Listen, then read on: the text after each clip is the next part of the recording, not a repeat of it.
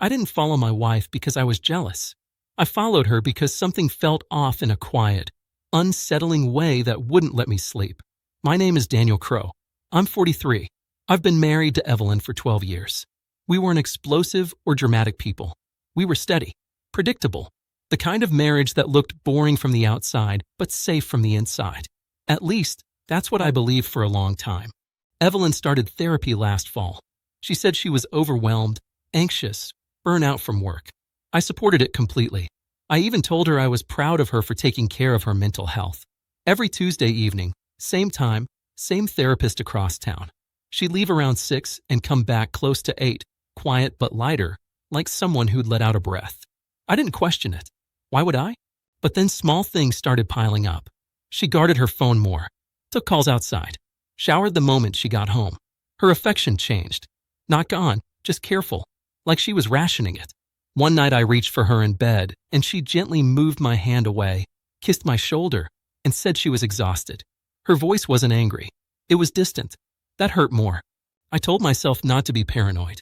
I told myself therapy can change people, make them reflective, withdrawn. Still, something gnawed at me. Not fear, confusion. The kind that creeps in when your reality stops lining up with what you're seeing. The Tuesday that changed everything started normally. Evelyn kissed me goodbye, grabbed her tote, and said she'd be late.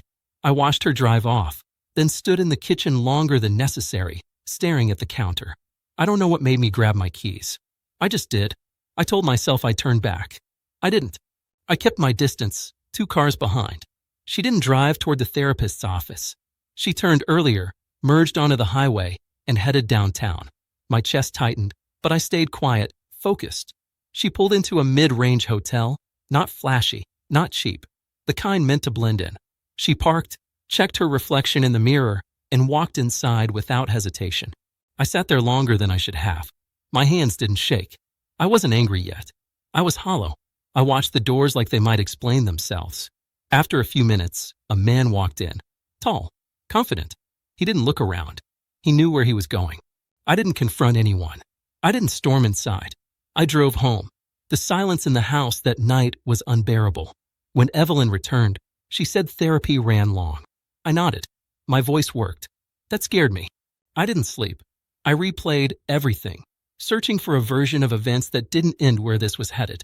By morning, I was calm, not numb, clear. The next Tuesday, I followed again.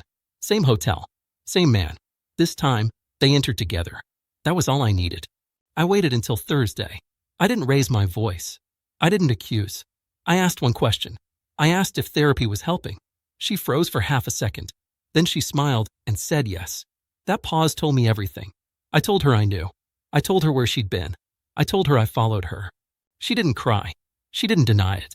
She sighed, like someone relieved to stop pretending. She said she hadn't planned for it to happen. She said she'd been unhappy for years. She said therapy helped her realize she deserved more. She said it wasn't about me. I'd heard that line before. It still landed like a verdict. I asked why she lied. She said she didn't want to hurt me.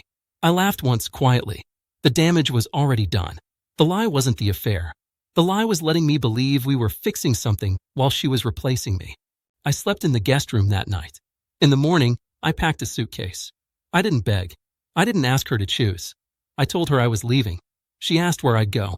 I said it didn't matter. I moved into a short-term rental near the river. The place was bare, but the air felt clean. Friends asked questions. I gave short answers. Some told me to fight. Others told me I'd seen this coming. Both missed the point. What broke me wasn't the hotel. It wasn't the man.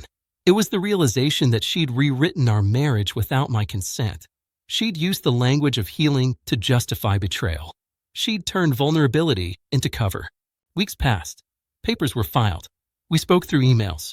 She wanted things to stay amicable. I agreed. Amicable doesn't mean forgetful.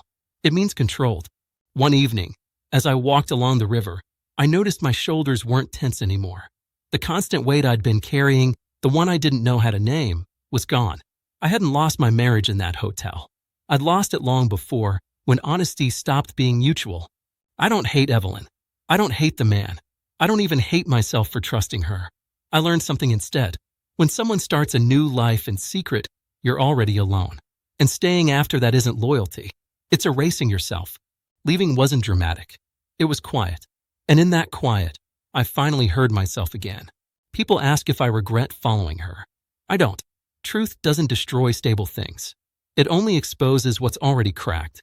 I stopped wondering what I could have done differently and started respecting what I refused to tolerate. Therapy was never the betrayal. Deception was. I didn't lose my wife to a hotel room. I found myself outside it. And once you see that clearly, you don't chase explanations anymore. You choose dignity, even when it cost you the life you thought you had. That clarity stays with me, steady, honest, and unafraid of loneliness.